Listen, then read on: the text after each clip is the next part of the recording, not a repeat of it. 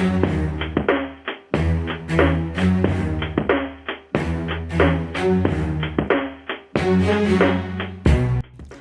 up, everybody? Welcome back to my podcast. My name is Amber, and we're here for Am I Grown Yet?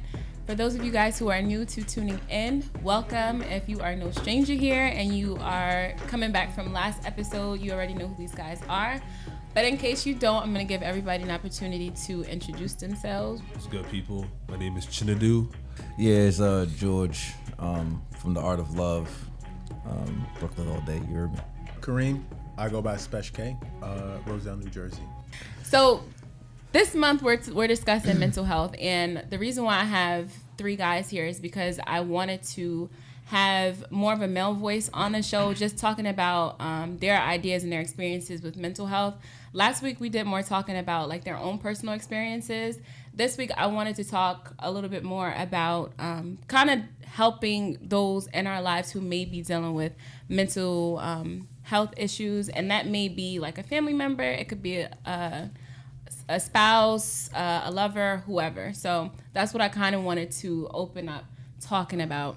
So what do you guys feel like is the appropriate approach to take with someone in your life who may be dealing with mental health? I remember it was like, how do you step to them? Yeah. How do you give your advice? Mm-hmm. And how you make them feel like welcome. We can start talking about the ones who may not be aware of like what it looks like outside looking in. So maybe someone who may be kind of in denial about dealing with something, like being a little off from usual, I guess, if I'm saying that right. What would you guys say is the correct approach, or just a suggestion of how to deal with that?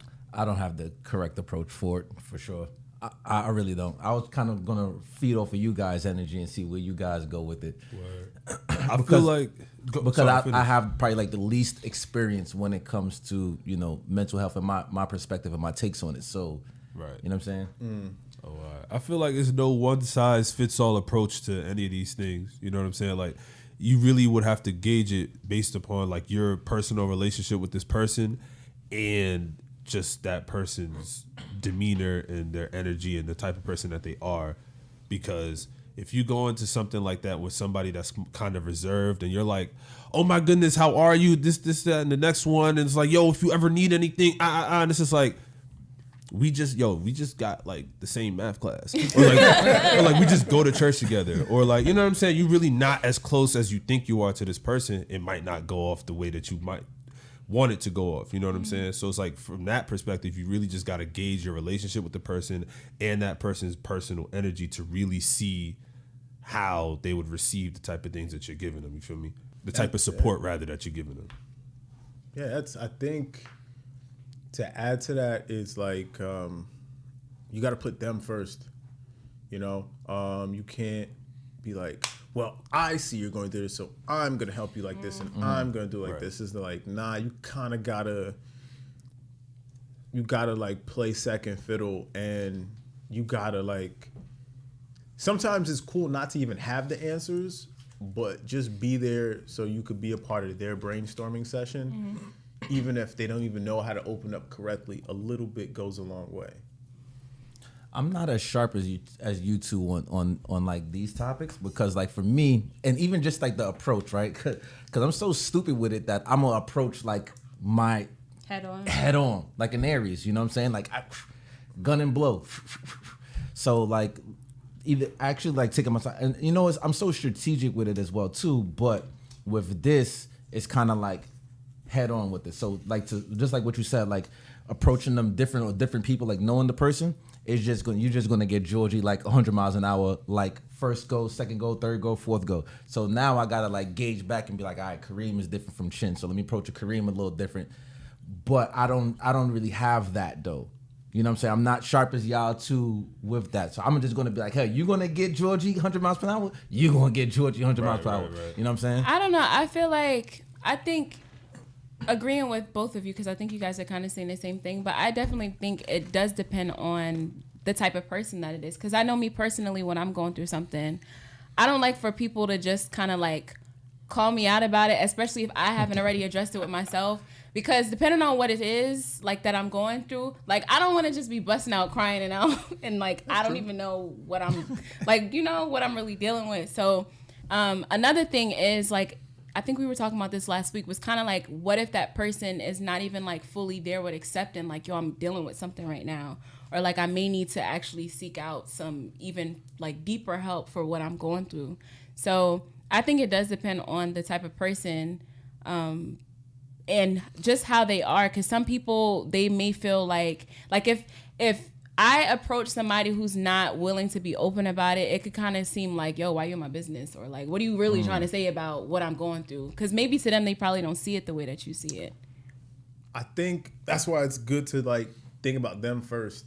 And especially like, since we're talking about men, right? It's like, you got to think about, like I said, like you not cater to ego, but you really got to like, maybe better word is like dance around ego and dance around facade to like get to the root cause. And you kind of low key got to do it in a way where they're not even like, you're like slowly and like sneakily disarming them. So it's not like you're doing it up front and they can have time to react and put their guard up. You got to kind of like ease your way into it.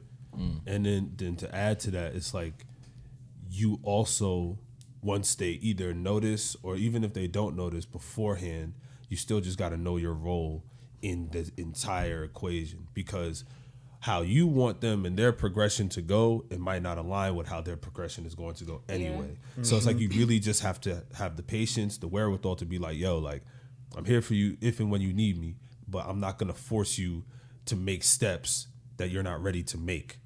You know what I'm saying? You really have to know your role in the entire equation. One of the things that I was talking to, we were talking about this on the way here, but I was actually having a conversation with one of my brothers the other day, and we were just kind of talking about just his experience with anxiety and like going through depression. And I just kind of felt bad because I'm like, yo, we grew up in the same house. Half the stuff that you were going through, like, how did I not know when we were living under the same roof? So I feel like, I don't know if anybody else has had that experience, like where like their sibling or somebody opened up about it, but it just kind of made me think like, what would be a better way of, that's where the question came from. What would be a better way to approach somebody who may be dealing with that, especially because he's a male, he's my brother. And then another relative of mine, wait, y'all don't have kids, right? No. Damn.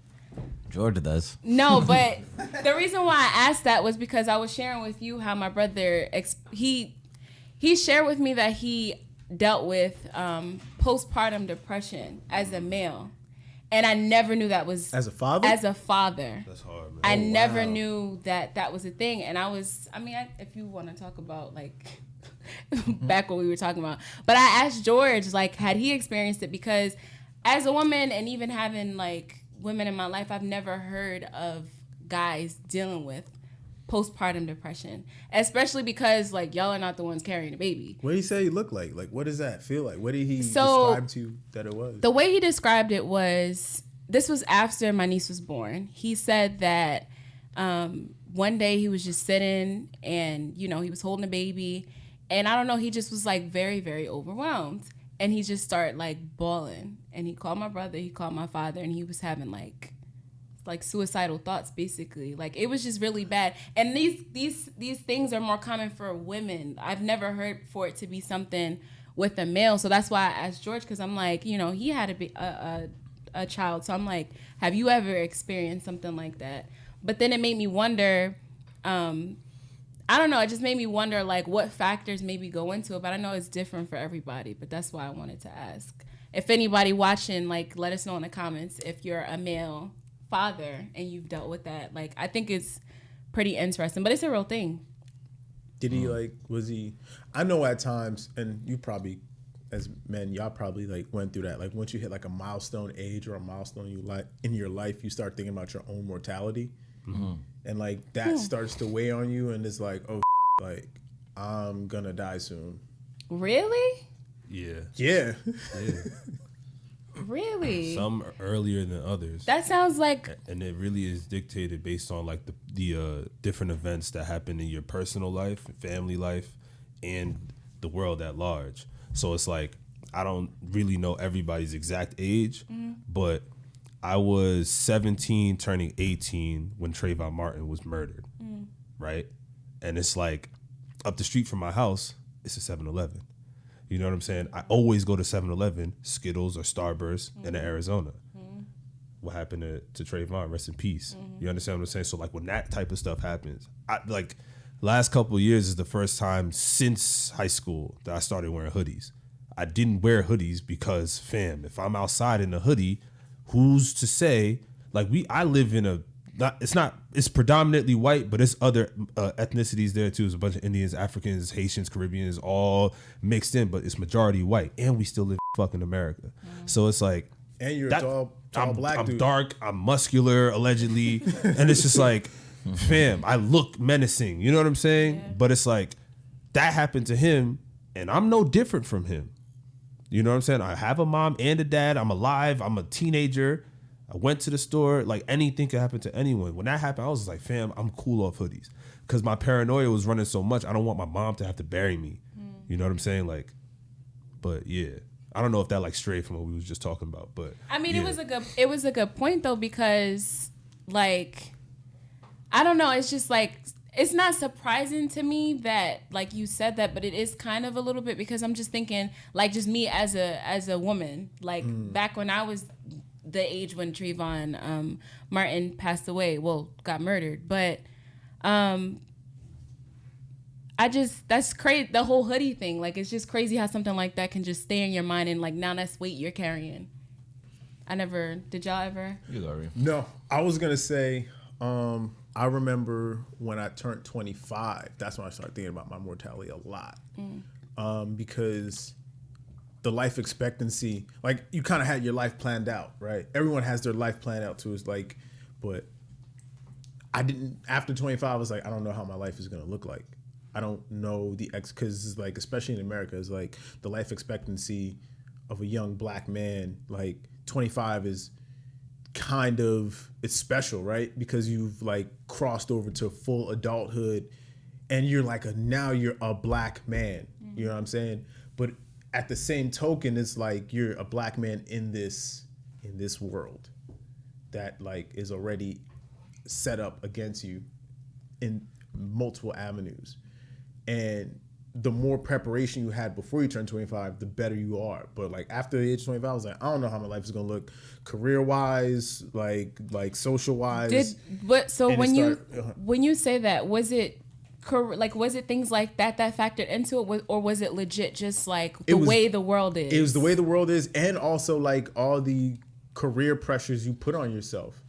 You know, it's like I feel as though we as black people don't have like a safety net. It's like, you know, I could probably stay at my mom's crib until age, or I'll figure it out later. People are gonna support me. It's like, nah, it's like, yo, you gotta get your... You come out the womb grinding. Come out the womb hustling. Come out the womb like, yo, where the money coming from? I gotta get it by any means. So imagine you figured like by this, because we all have that in our head. By this age, I'm gonna be here doing this with my life. Timeclock. Right? And then you get to that age, you like, oh, I think I missed that mark. Yeah. I don't have any...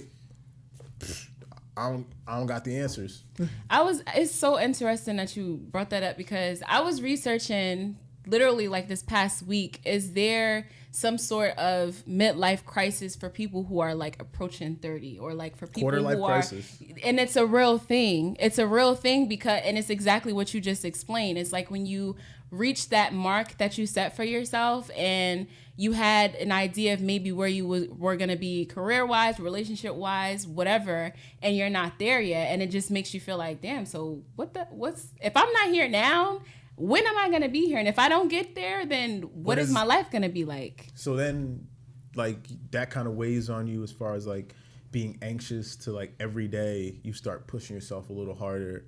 Every day you start thinking about, like, okay, it's been this long and I'm not there. How much time do I really have on my whole clock? So it's kind of... I think that's where it starts to get unhealthy. Yeah. Like, that's where it really, really starts to get unhealthy. I'm taking it. I thought he was about to come out. That was so stoic. He was like, I'm taking it in. I thought you had a mouthful just now. I do. I got a head full because I'm enjoying the perspectives that I'm hearing because, like, for me is, and no offense to anyone, but I can't relate on that level because I know my mindset is different. You know what I'm saying? My perspective is different. So it's coming from just a different angle. Not saying anything is right or wrong, but I know just my perspective is different. So I've never had that time clock though. And I've never felt the anxious. I never said, hey, by 25, I got to be doing this. I'm telling you. Yeah, I never said by 30, I got to be here, blah, blah, blah, blah, blah. Because for me, I was always on some, hey, I learned from yesterday. I'm going to be present in the now and live for today, but still thinking about tomorrow. You know what I'm saying? That's actually great. So, Yeah. so for that, I was just like, hey, I'm going to enjoy where I'm at now and enjoy these moments because when these moments are gone, that's it. Because the only thing that is really existing is the now. You know what I'm saying? So I've never really. So when I'm hearing these perspectives, it's like, oh, that's interesting. Hearing it from a different perspective. You know what I'm saying? So that's why I was just kind of like rocking back, taking it in. That's hard though. Mm-hmm. Yeah, that's hard. But even to that point, and I think that's something that like I'm still learning from myself, because like that whole being present thing, it's a lot easier said than done, especially when you got a bunch of things coming at you. I feel like it's just easier said than done because before I came across, I don't know how I even came across like that thought or that saying to be more present and not be so future oriented. But I don't know if it narrows down to just like growing up Black or whatever. But from, I want to say like middle school, probably even before middle school, because you get that question like what you want to be when you grow up, when you're like really young. And from there it's like, okay, what am I doing going into high school? What am I doing coming out of high school, going into college? And it's like by the time you hit college, I know for me, like I ended up staying in college about like a year and some change longer than I was supposed to. Like I'm pretty sure other people for undergrad, whatever. 5 years, baby. And yeah, for me it was like about 5 years too. And like after I graduated, first of all, I almost dropped out like twice midway. And that was, I almost dropped out as a sophomore and I almost dropped out as a junior. But as a junior, I'm like, all right, I'm already almost there, whatever. But anyway, when I finished college, I had this thought because I'm just like, damn, how does everybody else have jobs lined up? And the people I was comparing it to are like, people whose families already like tied into like major corporations, because I went to Montclair State, so it's like all of these, you know, white people and all of these other types of people who were already set before they even went to college. Yeah. So I'm coming out of college like, yo, what am I about to do? Like, where am I about to go with my life? And I think that was like my form of like midlife crisis, sort of, because I'm just like, I didn't imagine it this way. But you see how like the pressure rolls from one stage of life to the other, because it's like you said it like when you were younger, that question, "Hey, what you want to be?" Right? Mm-hmm. And especially Kindergarten, I think they asked that. Yeah, absolutely. Kindergarten, they asked that. But like, oh, go ahead. No, I don't want to control. Go ahead. But no, I'll say, but especially in the sense of like you're a Black woman and you need to make a mark for yourself in life. So everything kind of the gravity is kind of harder on you, right? So now once you get into the world of your identity and trying to find it out, and now you're comparing yourself to these other people in your peer group, and it's like, yo, I got a lot of, you don't even know, I got a lot of on me. I need to find these careers that my peers are in because it hits different for me. With no handouts. With no handouts, it hit different. I need to be successful. With no handouts, it definitely hit different. No, not to take away everything that you worked hard for, Amber. But when you first told me about the podcast, I thought this was probably one of the best things you was going to do. Really? Yeah, because I felt like this was you taking your life into your own hands, and that's just to say, like, not like, hey, I'm going to go to college, I'm going to go get a career and work at a job. Because mind you, like, and maybe this is just me too, but like in my 20s, I started realizing that loop that I was like raised into, that they was teaching me to do, because they didn't teach me how to be like an owner. They taught me basically how to be a worker all my life. Schools, that's what I'm saying. You know what I'm saying? So now people are like, oh, I got to go to school, I got to get a job, I got to get this. But when you say you're doing a podcast, this is Amber's. You know what I'm saying? This is not like, hey, you working for somebody or buying brands that's supporting this person's family. It's like, nah, this podcast is Amber's. You know what I'm saying? So I thought that was pretty dope. I appreciate that. I appreciate that. No, but to that note, though, I think it's interesting just going into like institutions and colleges, middle schools, high schools. They teach you how to be a worker. They're teaching you to work for people. And before I even get into what I'm about to say, because it's going to sound like a rant, full disclaimer, I have no shade. I have no it's no shade against people who choose 9 to 5, because I still work a 9 to 5 job. But like everybody doesn't want to work for somebody. Like, but that's what's taught. That's what's taught. It's like, you know, either you're going to be like the secretary, you're gonna be like the partner to, or whatever. But they don't teach you. To somebody. Yeah, and even applying for jobs, like I've never understood it, and it's crazy. Like all of these years, like I'll tell anybody now. Like even though I went to college, like I'll tell anybody college is a scam. If you don't want to, if you don't want to use your degree for like anything, like becoming a doctor, becoming a lawyer, and following it all the way through, then what else would you say you need your degree for right now? Being an accountant. Yeah, like nurse. Accountant or stuff. Computer science, probably. Nah, you can teach yourself online. It's open up a book. There's literally loopholes pretty much for every other thing you want to do in life. Entrepreneur-wise, I feel like. If there's any kids watching, become a plumber. But facts, HVAC jobs, you're always going to need a plumber. You're always going to need a construction worker. Basically. Jay-Z brunch Twitter. I'm taking a dinner with Ho. Are you taking a dinner with Ho? Facts. What? You know how much gems, you know how much knowledge you could get in that dinner? Give me the 50 Ho? grand. What? And I'll invest 20. And I'll do something. I'm going to rent out the restaurant for the dinner with Ho. This is the loop. This is the loop, and I'm here because I have no idea what you guys are talking about. Oh, man. So it's some Twitter that's saying, hey, either. It's like they call it brunch Twitter and like what Rock do you call Nation, it? Yeah, Rock Nation Twitter. The ones who take the stimulus check and invest in LLCs instead of going to buying properties instead it's cool, but like, don't force it on me. This is my thing on that. Just a sidebar. Like, I'm all for it. You know, you want to take your money and buy an LLC, do your thing, boo. But at the end of the day, like, if you have other responsibilities, specifically like, don't shame me for Tulum. Yeah. Not real talk. Real talk. Some people really don't want to become a business owner though. Some people don't. They're not into that, okay. And that's fine. But I feel like there's been a wave of like shaming of people who choose not to go the entrepreneur route, and that adds to like societal pressures that people feel. Like on the same note that you shouldn't fall. It's kind of like a double whammy kind of thing. Like this, on the same note that you shouldn't fall into the loop of working for somebody, you also don't have to become a just be yourself. Entrepreneur. Just do what works for you. I think that's what we're saying. Do what works for you. But can I ask y'all a question? Since we're talking about like the internet memes and we're talking about like since we're talking about being present, right? You ever seen that one meme? You guys, we going 2 hours, bro. When sorry, Amber, we going 2 hours. When you're like, and you probably get those moments where you're like, you're at a function, you're at a kickback, and then you just automatically start thinking about the things you need to do.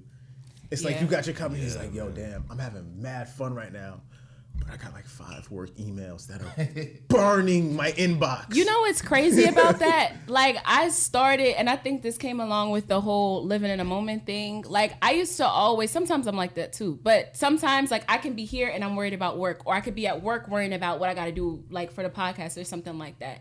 I think with that, you got to figure out some sort of level of balance for yourself. Like I try to out-talk myself. Like if I'm at a party or if I'm at a function somewhere with my friends and I'm enjoying my time and then I'm thinking like, damn, did I email that attorney back or something like that? I immediately like tell myself like, nah, we worry about that tomorrow. Like I'm starting to get into the habit. I think it has to become like more of like a routine thing. But every time that I find my mind straying away from something that's taken away from me being in the present, I immediately take that thought. I'm like, nah, I'm worrying about it when it's time. Like instead of worrying about that bill that I need to be paid next week, I will worry about it when the payment comes next week. When it's 2 days out. No, but you know. There was 2 things that helped me with that. And this ties back to as well with the whole mental health thing. There's this book called The Power of Now. I forgot the person's name. I think it's like Earnhardt or Earnlock or something like that. But that book, that Power of Now book, amazing. And then there was this random study I came across, man. It was this dude who, you know, fortunately for him, he was in a good position for him to because remember, time is just a man-made concept, right? So then he took that idea and literally took himself out of that time loop for a whole month. He didn't worry about no time at all. He didn't worry about what time he got to wake up, what time he got to go to work. Of course, he was fortunate enough to do that. Not everybody is fortunate enough. Exactly. So, but he literally, like, time didn't exist for him for a month.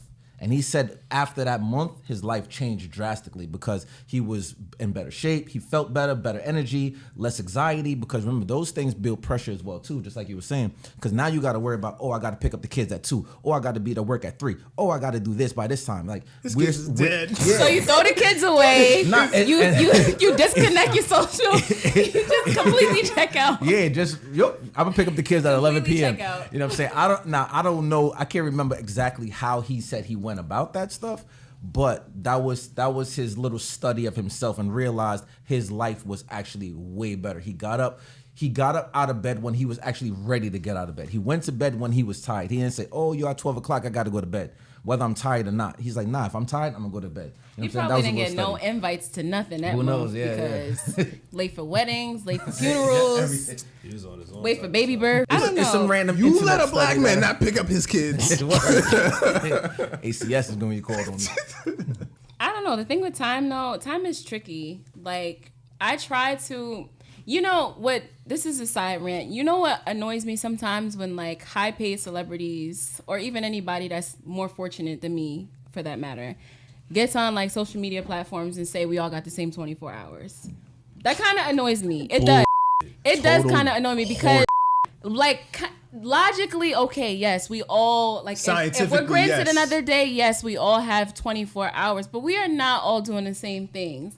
And for us overthinkers, like you could be spending hours just overthinking about crap in the same spot, not even doing anything. So it's like, but that's a bad thing. Us 4 at this table, we don't have the same 24 hours. We don't. So that phrase or sentence or whatever is horse poop.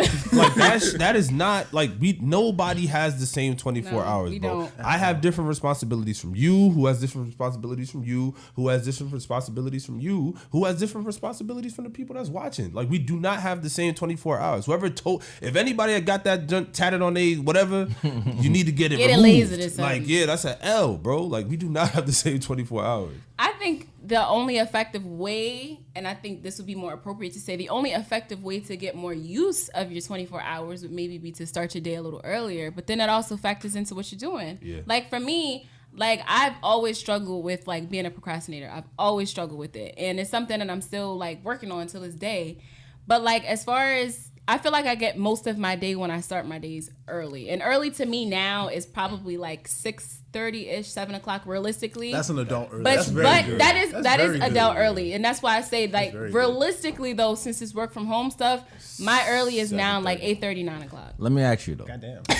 Let me ask you. Is the procrastination the reason why you don't have the same 24 hours as the person who says No. Okay. Because even I see where you're going. I just wanted to ask to see what was your take on it. I see exactly where you were going, but the reason why I said no is because even if I wasn't procrastinating, it's still not taking away from my responsibilities. Like it's just me getting to my responsibilities. I'm either getting there just in time, or I'm actually later than the time I'm supposed to get there to. But it's I think it's like literally just the responsibilities. But to go back to that concept of like, everybody has the same 24 hours, right? So if you put everybody on that same, everybody dances to the same rhythm. Please. Exactly. Please. Exactly, right? Please. So it's like you're gonna cheat yourself and you're gonna fail if you're dancing to someone else's clock. Like that's 100%. That's 100%. Like yo. That's one way to set yourself up for failure, is thinking that you could do it the same way they could do it. Yep. Everybody BPM is different. Everybody BPM is different. It varies within the days and the weeks and the months, but everybody BPM and you might not be different. as strong day one that you are on day 5. Hey, some people start their weeks off terribly and then they kick ass. Strong finish. Yeah, at the end of the week. Or some people, or you might have had like a death in the family, but you got the same 24 hours as me, so you know. Yeah, I just feel like that's You're dead, auntie. Get back to hustling. That's always just been an inconsiderate thing to me. It's inconsiderate. for cursing that part. I'm sorry. I'm just gonna Bleep it. that out. What do y'all think about? I know this is like going way back, but what do you guys think about? Well, I'll start here. What was your idea of somebody going to therapy growing up? Be as honest as possible. Like when you heard somebody was talking about going to therapy or something like that, what was like your first response to it? I always thought it was lit. Really? I've always thought all it was your lit. life, All my life. That as was far your back as number I can one remember. thought. I always thought it was lit. I've never looked down and be like, "Oh, that's crazy." Sorry for cursing. I know it's just gonna be bleep, but I've never looked down on it. Never. Ever. As an African, It's a judgment. telling you, It's a bro. judgment-free zone. as an African, that was on the same level as witchcraft. Like it was like dumb was like, oh, you going to therapy? You got the devil in you? Not Go real to talk. church, pray it out, go to the talk, mosque. real talk. There was nothing hit the like Quran. there was nothing like depression. There was nothing like anxiety. There was nothing like sadness. Even There was Yep. nothing like, God why are you can't sad? fix. Why are you sad? But Do we you not know- cook? Do you not have a house that you live in? Why are you sad? And it's just like, all right, cool. You know, you young, so it's like, yeah, maybe you're right. Yeah. But it's like you still feel like poop. You know what I mean? Like you still feel bad, and it's like, dang. So as a kid, you see, I remember Girlfriends was one of my favorite shows coming up, right? And it was an episode, I think, either Joan or Tony was talking about going to therapy, or they wanted to go to like friendship therapy or something like that. And Maya was like, Black people don't go to therapy, we go to church. And I was just like, yeah, facts. But I'm 10, so it's like, Yeah. I've heard these things too, What so if- I'm living that. You feel What me? if that is their therapy? Church is not can I therapy. say I'm something? sorry. Can I say something? What if though? No, can What if? I honestly say something? And this is coming from somebody who grew up in church. Like all my life up until about like maybe 3 years ago, I was like on maybe 4 years ago. My parents had me in church Sunday, Bible study Wednesday or Tuesday. Yes, proper Baptist church. It was like Bible college on Fridays, Bible college? choir What is this? rehearsal. My dad was a pastor, so it was just church.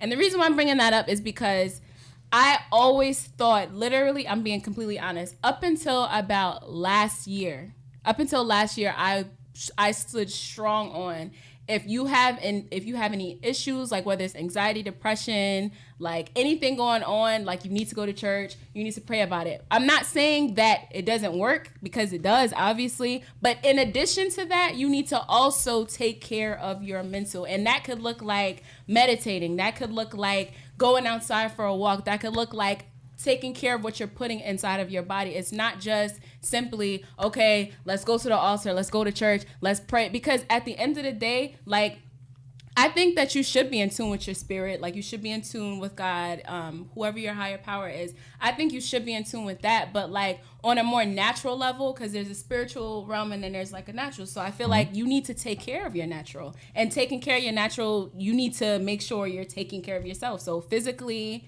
some people do yoga. And I think that's why I asked y'all last time, what's your outlet? Because, I don't know.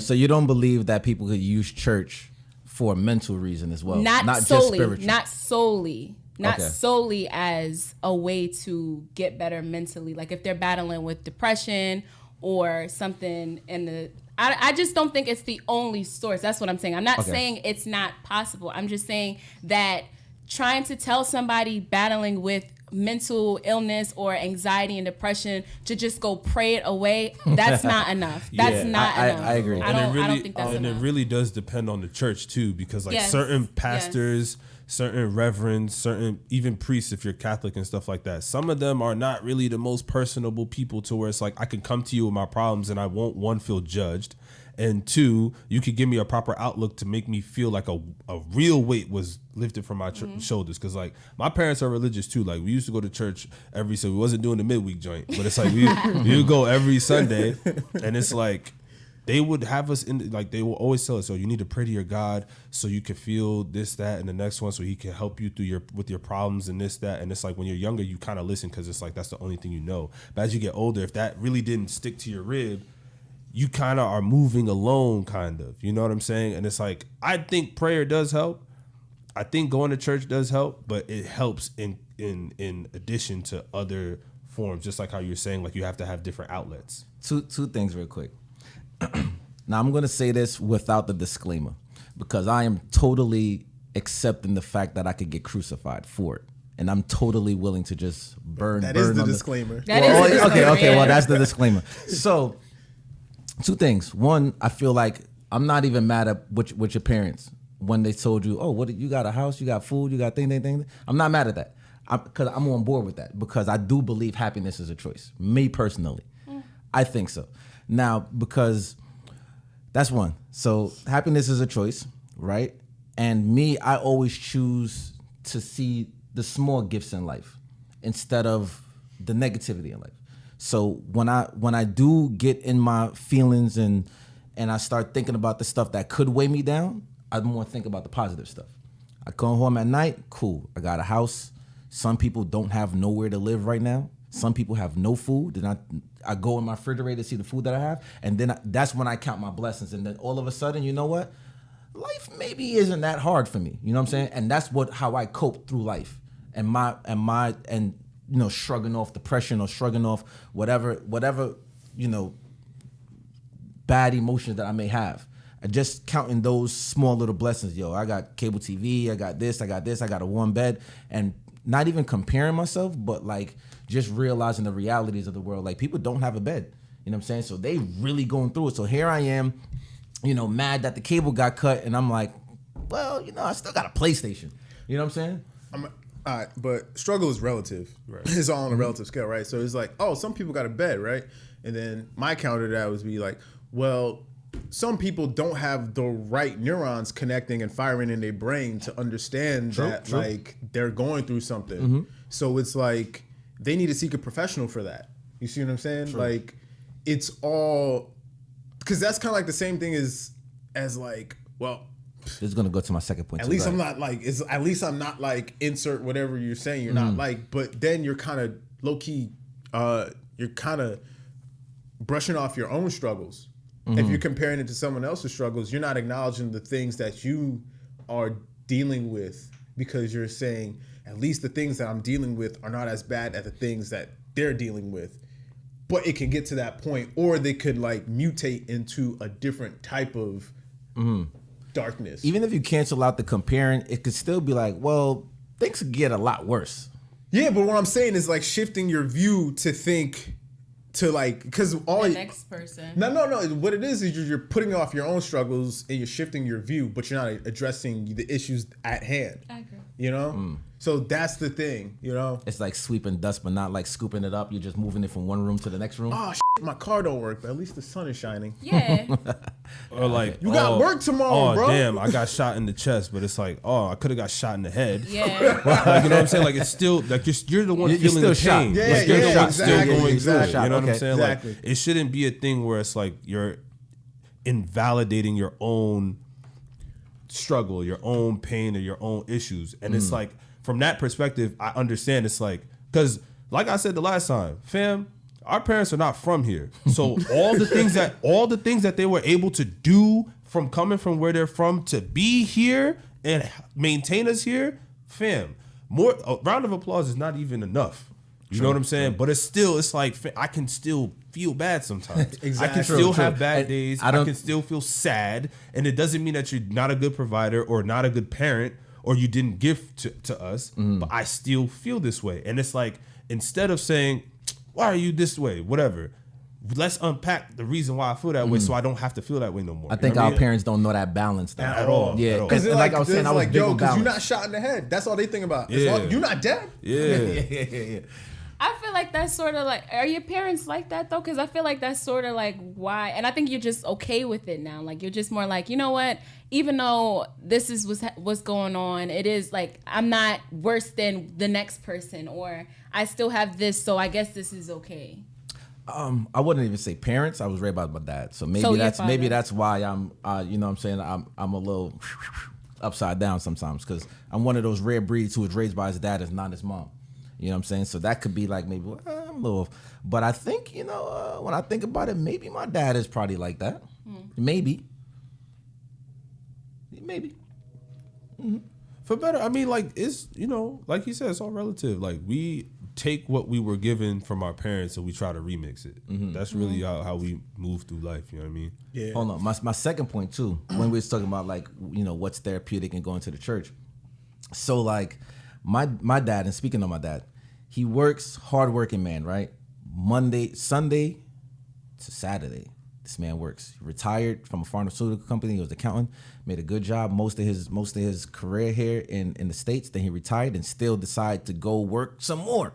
So, and he works all day, every day. And then Sunday comes around and all he does is go play football, which is soccer. You know, you African, Trinidadian. Yeah. So we call soccer football. He goes play football, come back to the house, chill with his boys, hit the grill, drink, talk some shit, listen to some soca, and that's his thing of coping, of keeping his balance. And that, to me, for him, is therapy. Instead of really going, and maybe he should go talk to somebody. If he needs it. Yeah. Maybe he should. Maybe, who knows? I'm not a psychiatrist, so I don't know. You know what I'm saying? I can't call that for him. But I know that Sunday is what keeps him happy. And if you eliminate that Sunday, who knows what kind of mental breakdown this man could have. You know what I'm saying? So, and that's why I was kind of thinking like maybe church is therapeutic for some people or whatever, where they go like, all right, they deal what they need to deal with or whatever. And then when they go, it's like, all right, cool. I feel a little bit lifted mentally, spiritually, or whatever the case may be. That's what I was asking. But you know the issue with that? I think that's where the separation between religion and relationship comes from. Because now if you're using church as your therapy, what's going on the rest of the 5 days or the rest of the 6 days or however many days you're out of church? And going into relationship, I think that's why where, like, I don't know, me growing up in church, it just kind of made me, like, when I would have, when the thought of, like, anxiety, depression and stuff, like, of course, natural instinct is like, oh, like, let me just go to church. Let me just, you know, like, talk to God when I'm in church. But I think what really sets apart and what really soothes me and soothes, like, my soul is when I actually, I don't know, ever since I stopped going to church, like, I feel like my spiritual relation, like, my relationship with God has grown stronger. And I'm still Christian, whatever, but, like, my relationship, I feel like has grown because now I'm not relying on the church or the pastor to bring me to God. Like, I'm actually seeking after God myself. So if I'm going through something, I'm praying to God. And, you know, that's where my peace comes from. So I feel like for some people, you know, I'm not saying it's a bad thing to rely on church as therapy, but it's like at some point you got to kind of have that your own relationship with, you know, whoever your higher power is. That way, that's where your source is coming from. But even in addition to that, like what your point was about the neons and stuff in the brain, I think neurons. Neon is an element. But no, clearly I didn't pay attention. Facts. Clearly I didn't pay attention. We have to rave right now. But to your point, I think that's where that extra step comes from, though, because that even praying is not going to be enough. At least in my opinion, I don't genuinely feel like that is enough. I think that maybe praying and going to church could be one side of it, and then like for the physical side, maybe like what your dad does. He takes that time, he goes play football, he listens to soca, and he relaxes. It's like a balance for both, you know. So that's just my take on it. Like as far as the church being like really, therapy for somebody. I'd say explore all avenues because, you know, like some people who do go to church and they try to use it they try to use it as therapy, like, and their life is still not going and they're still not being healed. They're still not being fixed. And then they're like, oh Lord, why have you forsaken me? And then they start feeling even more down, or they, like I said, the feelings start to mutate. They start feeling angry. They start feeling bitter. So whatever that anxiety now turns into aggression, you know. So it starts to exactly. Start grabbing people exactly. You start shaking people. You might become abusive. Beating your kids because your life isn't going the way that it should be, and you've invested so much of your energy into this one form of trying to seek relief. I can see that. You haven't explored all the other options to actually, like, not even seek relief, but find some type of resolve or even find answers. You know, so. Explore all the options. Because we all see it. Like, pastors be hitting their kids. But you know, and not to like rant on the whole church situation, but I think that I think the reason why some people probably have never like gone down that avenue of even trying to seek after a relationship, whether that's like as a Christian or like as a Muslim or whatever, is because of the self-righteous religious people who think that they have, like, they're on this higher standard, this higher platter of, you know, religion and spirituality, and it's like, yo, well, I passed all of these levels, like I've mastered being able to handle the weight of the world. So if you can't do it, then you need to be coming to church more. You need to go to masjid more. Going straight to hell. Like, I think respectfully, because you're like Woyoy. the ego, the pride, like you're like abusing like one of them 10 commandment sins. Hey man, it is not for us to say, good brother. No, okay, my bad. I was an extreme. But like, if you out here casting judgment on others by saying, yo, I did it, you could do it too. Yeah, like, you out here depressed, look at me, like you're drunk on your own ego. Yeah. And you're hurting someone else at the same time. You're doing double negative. I'm pretty sure there's a scripture in the Bible about that though, but like just about being self-righteous. And I think just going kind of back on topic what we're talking about, for people who are trying to like find that avenue for getting peace and like dealing with anxiety and depression and like mental things.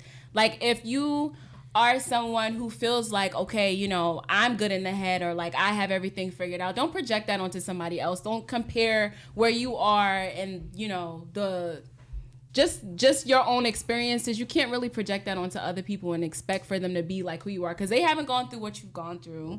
They haven't read whatever scriptures you've read. They haven't. We don't live the same 24. Yeah, we don't have the same 24 hours. We're not all living the same 24 hours. So I think that's also something that's major, dealing with somebody who may be battling with something mental. Does everybody want to be helped? A lot of people don't. Damn, Not a lot, maybe not a lot, but like there are people that really like wallowing in their own sorrow. Yeah, I see it a they, lot. Like they want you to even take on part of that dark cloud with them, and it's like that's just great. That's when you gotta really be on some like sixth sense, like, yo, is this something that I need to, you know what I mean? Like, is this something that I really need in my life? Because sometimes you gotta like, you know what I'm saying? You gotta like, disconnect that. You want to take on their 24 as well as your 24. How do you cut that person off? And what if there's somebody that's like a loved one though? Like, what do you do? You know? How loved of a loved one? Yeah, how deep is like that the, love? Like family member. How deep is your love? No, like family member or like childhood friend or like spouse or something. I think easy, man. It's not easy, bro. Some people outgrow relationships. Yep. Yeah. But it's like at the same time, it's like it is what it is. You really have to do what's best for self, because at the end of the day, self first. That's something my dad always says, bro. Like, self first. You can have relationships, you can have friendships, all of these things, but it's like you can't maintain any of these things if you are not maintained. You feel me? True. If you yourself are not whole, nothing else around you can be maintained. You'll, even if you start to watch your relationships with other people, watch how your relationships are with people when you are not doing your best. Are they strong? Probably not. Is the communication the best? I doubt it. You know what I'm saying? But that's because something is going on with you. So you really have to take care of self first. Even if you, God forbid, like if you died tomorrow, right? Your relationships end with everybody. You know what I'm saying? So like you really have to take care of yourself first. Self first. But what if you're a person, what if you're someone who is just like not even purposely that you take on other people? Like for me, I've always been this way. Like I can come around somebody and it's like I can feel what they're feeling. And sometimes it's not even intentional. It's like I'm still learning how to protect myself from taking on other people's stuff. But it's like, what do you do when it's kind of like, you know, you're having a regular conversation with somebody and then it's just like, now you're kind of like, they're unpacking and you're being there for them. But now it's like they're unpacking and now you feel like, damn. Like my friend who's a pastor told me, your biggest strength is going to be your greatest downfall. Because it's like, if you're going to overextend, what do you have left for yourself? Just like what he said. It's like, if you keep giving and giving and giving, number one, who's replenishing you, right? And number two, how are you going to replenish yourself? Mm-hmm. And then you start to develop these emotions of, I'm out here doing for everybody. No one's doing for me. I don't have time for myself. Yada, yada, yada, yada, yada, yada. Like, you kind of rot from the inside. So if you find yourself doing that, I guess just take a step back. You know how people are like, damn, that's crazy. Mm-hmm. And it just, you got to put up those barriers sometimes. I'm not going to lie. I've been learning to do that. Just kind of like, and I don't know, because for me, when people do that to me, it make me feel like, am I talking too much? Like, what do you mean? Like that? Because for me, if I'm having a conversation with somebody and like after a while, I'm just like, damn, that's crazy. And it's just like, if I do at least like 3 damn, that's crazy, then I'm it's trying like, to exit. It's They like, still be trying to talk. I'm like, bruh, I done told you it's crazy. Bad times, enough is enough. Like, Lord. It's crazy. I'm telling you, dog. Wow. Oh, word. You're not even hold giving on. no real, like. Yo, I'm a challenge y'all to actually tell people that though, because people who know me know I'm gonna tell you like, yo, enough is enough. I don't I'm gonna know. say that's crazy, but I'm gonna tell your ass like, I'm still trying to listen, build that up. I hear that. chill. You gotta Enough is enough. I'm still find. trying to work through that. It's tough because I see that, like, I don't want to be mean. Like, Yeah, I'm not trying to be I mean. can't. I'm still trying to build. But that's that. tough. Question. That's tough. Sometimes The question you hit that though, Larry David button. with you, would you rather somebody be mean or honest? See, I'm happy that you asked. Let's go. Let it rip. Definitely Let it rip. honest. However, people have this notion or this misunderstanding of the words honesty and truthfulness and all of these And things. transparency. Right. You can be honest, but that honesty does not have to be wicked. Because people, they'll come and say, oh, but people don't like me because I'm honest. It's like, nah, fam, we don't like you because you're not honest. We don't like you because you're mean. Your Like, delivery. it's like the way you come off saying these things that may or may not be true, depending on, you know, the circumstance and all of these things. But it's like the way that you're saying is just like, dog, like, do you even care about me at all? It's like a bedside man. That's what it's called. You have terrible bedside man. Yeah. So like for me, I see the balance with that as far as being. I thought we was doing do not disturb. Yeah, I thought it was on Do Not Disturb. I don't know. Yo, but hold on. I think the balance with that though is like mean is projection. You know what I'm saying? And honest is you came to me. Yeah, You know what I'm saying? okay. Like mean is just randomly going up. Unwarranted, I guess. Yeah, like randomly unwarranted. Exactly. Randomly going up to him and be like, I don't like the color of that hoodie. Well, who the f got you? You know what I'm saying? But if he asks me, that's a different story. Right. You know what I'm saying? I Because agree now with that's that. not mean. Bro, you asked me, so I'm giving you my honesty. But if I just came to you randomly, just walked up to you and be like, yo, I don't like that hoodie. Like, But here's all the right, nuance. even With that, even even you're the honest, nuance. but that's and mean. even with that ask, you'd be like, oh, how you feel about this? Nah, that joint is ugly. It's whack. Exactly. Yeah, some people don't know when to stop. Find like, the balance. yeah, though. That's what I was exactly. saying. Find the balance. Yeah. Like, yo, you know, me personally, I'll just be like, yo, I'm not a fan. Yeah. You know what I'm saying? If I'm asked, but that's what I'm saying. Like, find that balance. I don't know. You know what I'll I'm be saying? like, yo, no one told you were that doo-doo brown, bro. Doo-doo brown. I don't know. For me, I know you didn't ask me, You but look like a I would- UPS man, my guy.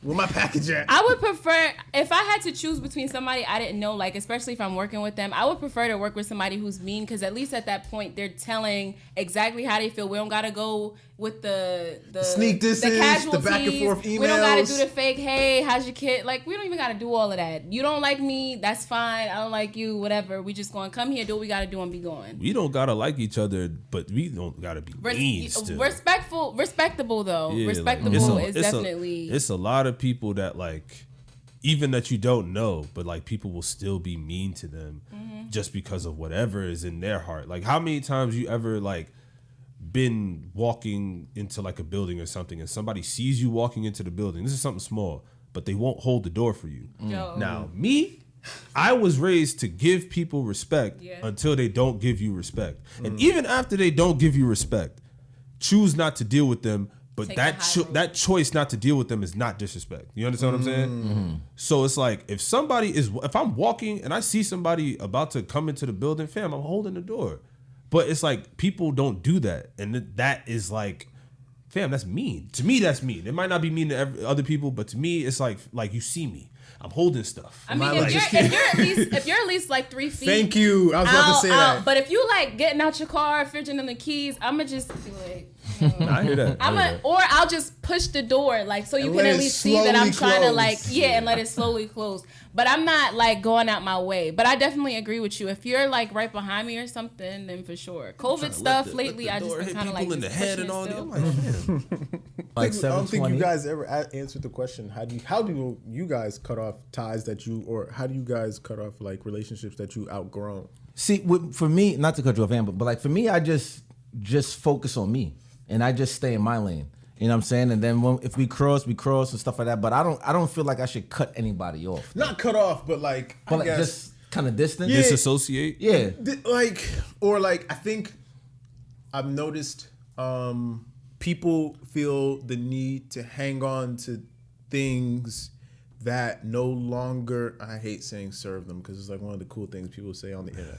No longer serves them. But it's like more so it's like if you realize that, these people that I hang out with are probably doing more harm for me, like spiritually, mentally, physically, than good, is like, why be there because we have history? You know what I'm saying? It's like, Sometimes it's just that for people, though. Sometimes it's legit just the history. And But would you it's like stay- that with relationships, it was too. in a marriage. Like, would you stay in a marriage just because you guys have history? Yes. Marriage is people different, do. though. No, marriage, what's the difference? definitely do. Marriage is different, though, because... Because what? It's a legal I contract. mean, the thing, and I always get into debates with people about can sue marriage. over legal I've never contracts? been married before, but my thought process on marriage, not even just like off of like the religious standard of marriage, but like when you marry somebody, that's till death do you part. So it's like, yes, you're with them regardless of. But what if you've died mentally, bars? Then y'all need to go to then y'all need to go to couples therapy. There's something underlying. There's something What did underlying. King James say when he meant death? There's definitely something. This killing me in here? He just hit you with the Professor X. Because if you're dead in the inside, Come on. please park me. Preach. I don't know. My opinion on that whole thing on a serious note is that obviously there was something there to make you decide to get married. So if down the line, I mean, you got to think about it. But you got to think about it. And this is something to consider, I guess, when you're about to get married. Like, marriage is not like we're marrying each other like this and we're going to be like this 20 years from now, 30 years from now. Marriage is like we're growing together. No, that's so facts. like Fluid. so it's like if you're married and it's like 10 years down the line, again, disclaimer, I've never been married, so it's just an opinion. I'm not giving marriage advice. But Big disclaimer. Big disclaimer. But my idea, I mean, if you're with somebody for 10 years in a marriage or longer or whatever, I just kind of feel like if you're dead up there, then I feel like getting back to that space where you decided, that space where you started to be like, yo, I want to marry this person. I feel like you got to sort of like swim your way back to there. And I think that therapy could be like a first start. Now, there could be many things that go into that for why you feel dead up there. It could be that, you're no longer attracted to them. Maybe they didn't gain weight, they lost weight. Maybe something happened traumatic. Maybe somebody cheated. That could look different for many different people. That's what I'm saying. So But it's like the world is so modular. I guess what I'm basically saying is that if we're talking about marriage, I just feel like that's death to like till death do you part. So like, I'm not gonna hold you. if the two right people on the same frequency married each other.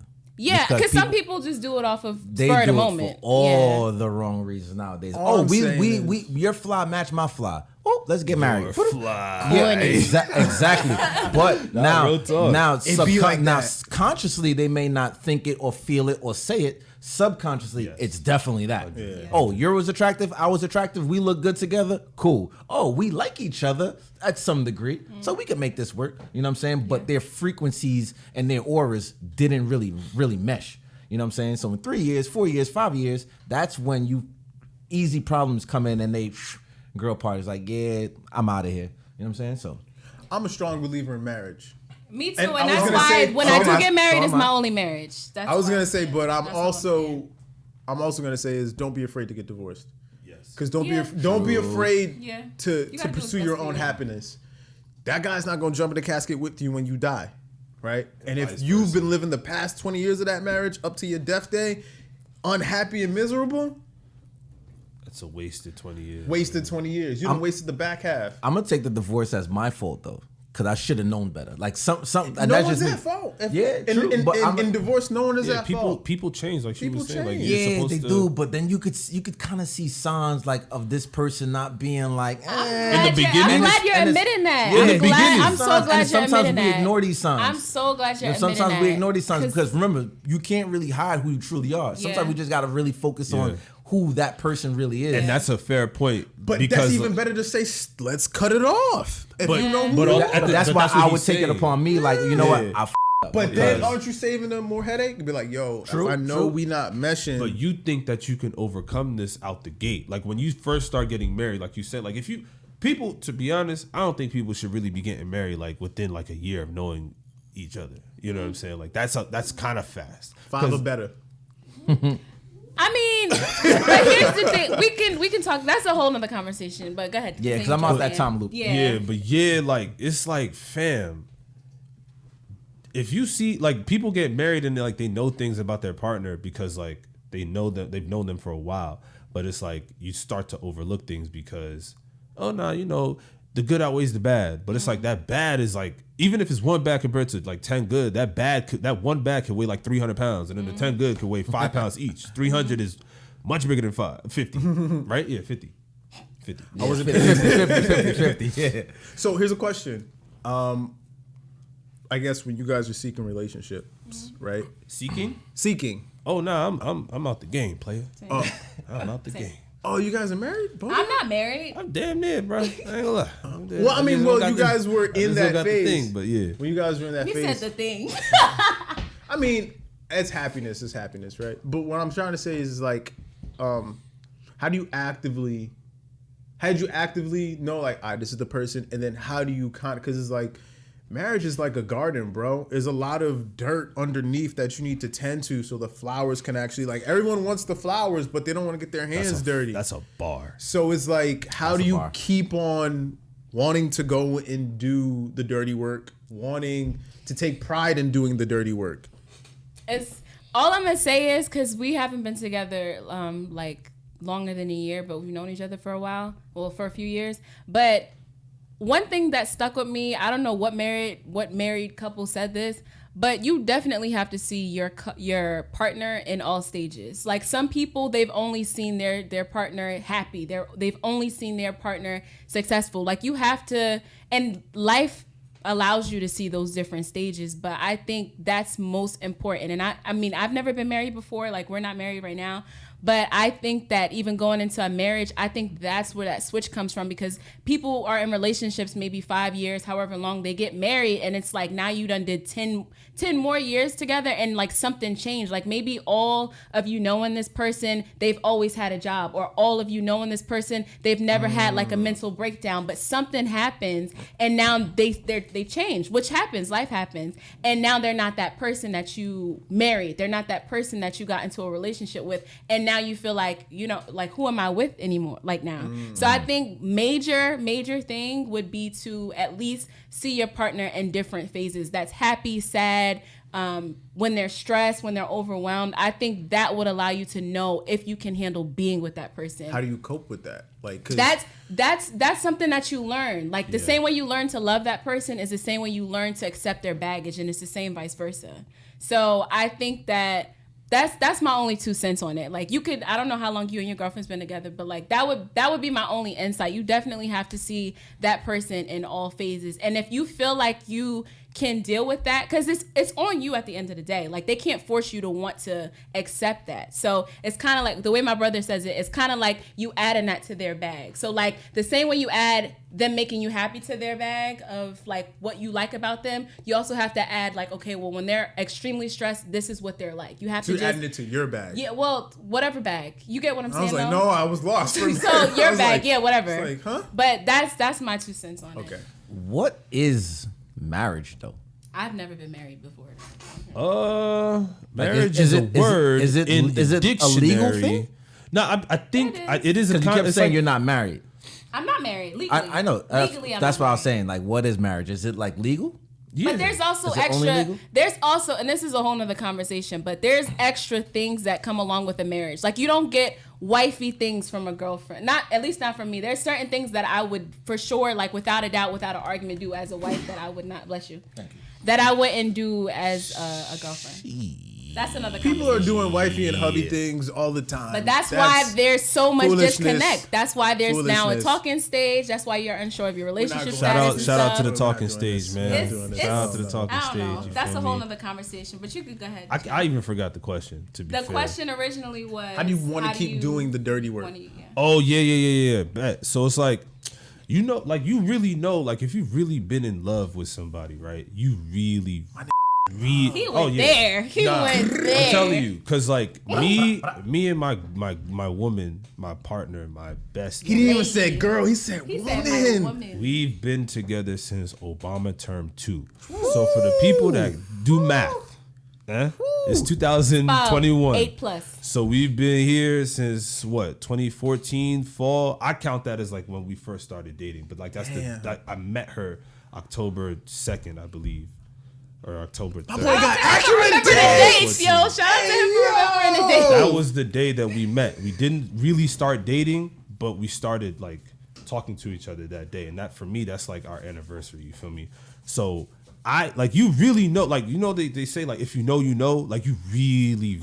What is that for a really guy know. though? Because for a woman, like we kind of fall in love like quicker than guys do. So what is that knowing for y'all? You better hurry up and put a ring on it since you knew. Yeah. Since you knew. Yeah, you yeah. know what I I'm knew saying? she was like My boy got special. receipts and I knew timestamps. she was special because it's like I don't know, man. Like oof, like it's a lot. I don't know how much time we have, but like We got like 5 minutes. it's a lot. Oh, don't boy. get nervous now. got like It's 5 don't minutes. It's get a nervous lot. now. Like, I have like a lot of close women in my life, man. But like she's different, man. She like, you really know, and it's not more so like what she does for me. It's like how she's morphed my mentality, how she like just made me start caring more about myself the way through how she cared for me.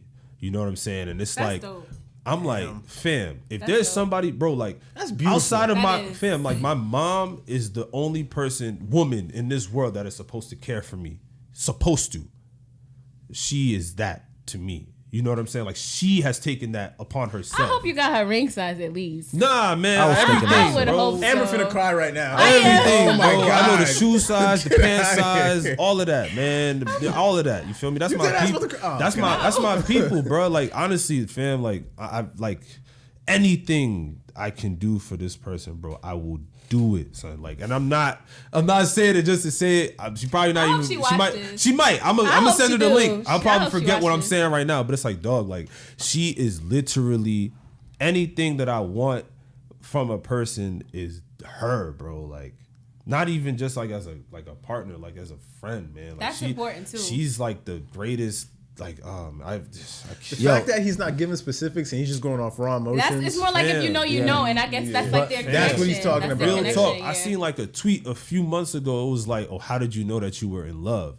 And I was like, it would be certain points like throughout like weeks or like a month or whatever where like we'll be thinking of something and then the next person will complete the next one's thought. Like for example, that's a different level. of we'll be talking like we're connected, bro. Like I'm not BSing. Like we are connected. It will be something random that she'll be thinking. I was like, you know what's crazy? Somebody cue the Casey. And I had Joe. just like yada yada yada. You feel me? And it's just like from there out, the first few times it happened, I peeped it. I never really brought it up to her, but she was like, "Oh my goodness, you get out of my head." And I'm just like, okay.